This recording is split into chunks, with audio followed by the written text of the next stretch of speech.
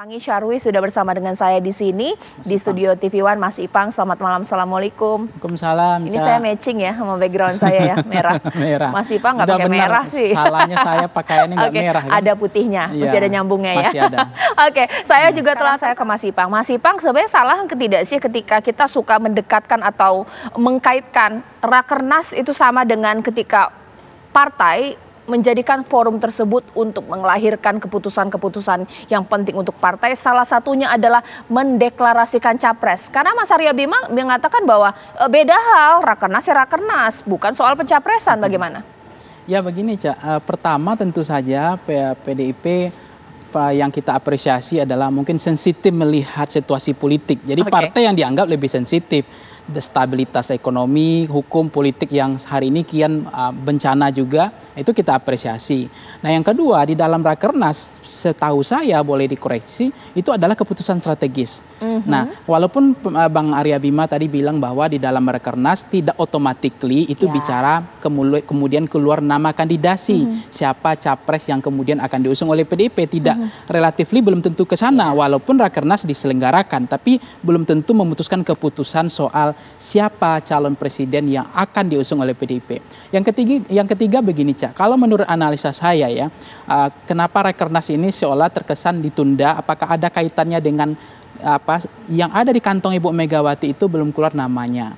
Nah, di sakunya Ibu Mega belum keluar namanya, belum diputuskan. Nah, sebetulnya pertama adalah bisa saja ini adalah cara strategi PDIP untuk menunda calon itu, termasuk Rakernas, adalah supaya tidak tahu strategi. Jadi tidak mau strategi itu dibaca jauh-jauh hari.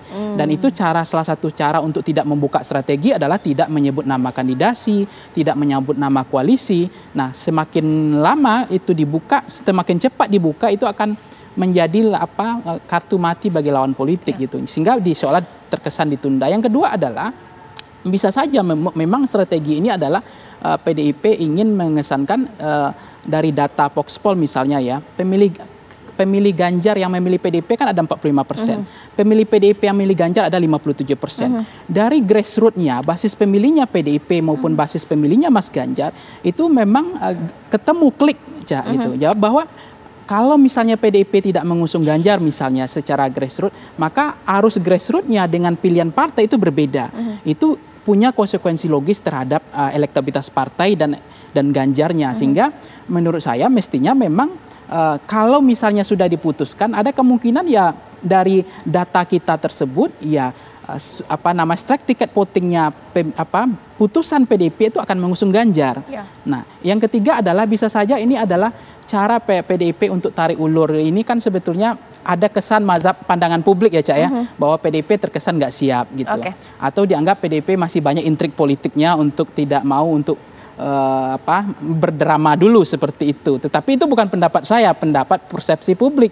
Sehingga terkesan bahwa nama kandidasi itu masih disimpan, tidak disampaikan termasuk koalisi.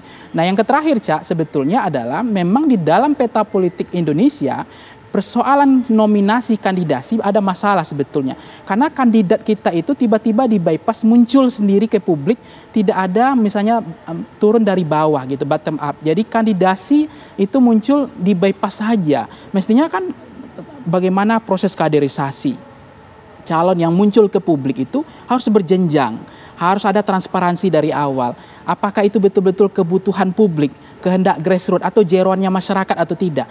Nah selama ini cenderung nama kandidasi, nominasi calon presiden itu ujug-ujug datang tiba di publik kemudian disuguhkan, oh ini loh pilihannya, kan pilihan partai, ini loh pilihan presiden kami dari partai ini gitu. Nah ini menurut saya menjadi otokritik sejak bahwa sangat tidak bagus juga kalau kemudian tiba-tiba ada kelompok oligar misalnya, saya nggak menuduh siapa, tetapi itu di take over kemudian diambil alih, kemudian mereka kampanyekan, ya kita mohon maaf sekarang mereka bisa keliling pakai jet pribadi misalnya itu ya. Itu kan pertanggungjawabannya kan kelihatan bahwa jangan sampai nanti mereka terjebak juga akhirnya ya didanai oleh oligarki juga ketika mereka punya racikan elektoral yang cukup menjanjikan gitu. Punya elektabilitas yang mungkin menang kemudian di take over diambil alih oleh oligarki. Tetapi proses kandidasi dan nominasi itu tidak transparansi dari awal gitu. Nah, semestinya ke depan partai politik jangan kemudian kandidasi itu ujuk-ujuk datang saja, memang harus dari bawah gitu. Oke. Pak, setuju nggak sih dengan Bang Noel bahwa di kantongnya Bu Mega itu sudah ada nama Pak Ganjar, tapi Mbak Puan ini kan jangan kita pandang sebelah mata, juga bagus juga. Putri dari Bu Mega, bagaimana? Ya, kalau pertama secara psikologi, yang namanya anak sama ibu tentu lebih ingin anaknya. Itu secara psikologi rasional kita ya. Itu common sense. Yang kedua, apakah nama itu sudah ada di kantong Ibu Mega? Kalau saya yes, persis. Sudah ada. Tinggal nah, kenapa sudah ada atau belum? Karena begini, kalau misalnya politiknya PDIP masih bermain pada politik injury time, politik last minute, memang dia sudah di kantong tapi nggak dikeluarin. Iya. Nah, itu persoalannya. Nah, kalau kita lihat basisnya Bu Mega itu kan ahli strategi. Dia pasti baca hasil riset kan. Makanya tadi itu adalah splitnya kan rendah sekali. Split tiket voting, justru pemilih Ganjar dengan PDIP itu udah kayak perkawinan silang. Jadi udah klik banget gitu. Karena pemilihnya Ganjar ke PDIP udah 45%.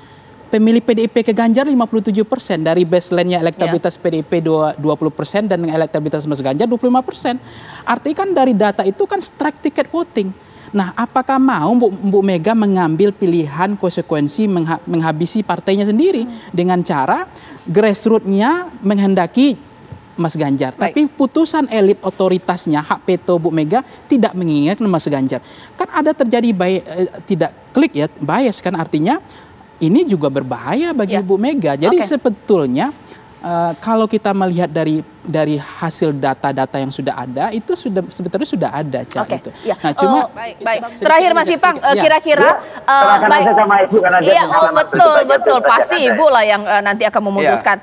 Terakhir mungkin Mas Ipang, kira-kira karena nggak jadi di Desember ini, kapan sih? Januari ketika HUT atau bagaimana ya? Iya, itu mungkin saja. Tetapi ini ada jauh dibandingkan lain ya. Koalisinya belum kebentuk, kandidasi juga belum diumumkan. Nah, itu yang menurut saya memang politik last minute injury time ini masih dilakukan.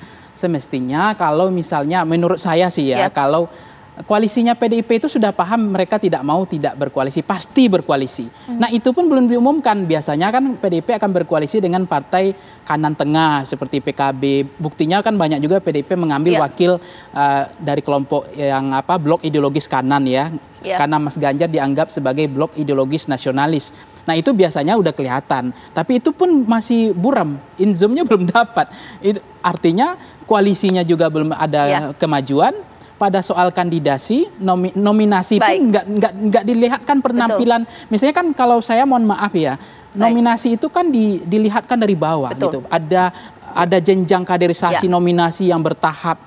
Kemudian itu keputusan, kemudian diambil dari 3 jadi 1. Tapi kan masing-masing partai punya mekanisme dan skenario gitu. Mas Ipang terima kasih, Bang Noel terima kasih, Mas Arya Bima terima kasih. Kita tunggulah nanti bagaimana. Kapan sih sebenarnya nanti Rakernas akan digelar oleh PDIP? Apakah Januari bertepatan dengan HUT ataukah memang mundur lagi? Dan siapa yang akan dicapreskan?